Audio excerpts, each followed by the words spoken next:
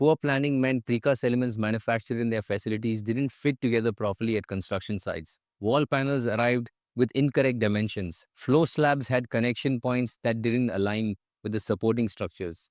Architectural drawings didn't match manufacturing specifications, creating gaps and structural weaknesses that made buildings unsafe.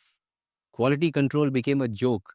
Precast manufacturing requires strict adherence to concrete mix ratios, curing times, and structural tolerances.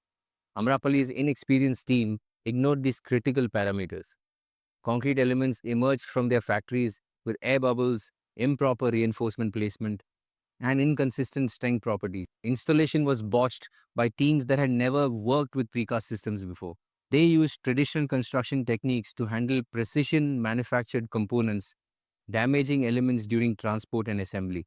The Supreme Court's verdict revealed how the company's management, CFO, auditors failed to maintain proper accounts, especially after March 31st, 2015, making it impossible to track fund movements or construction progress.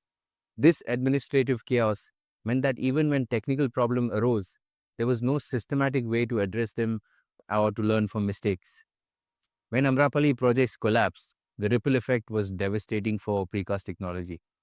Other builders immediately distanced themselves from precast methods. Industry publications ran articles questioning the viability of factory manufactured construction components. Government authorities became skeptical of any developer proposing modern building methods. The entire construction sector blamed precast technology instead of recognizing the incompetent execution behind the failures.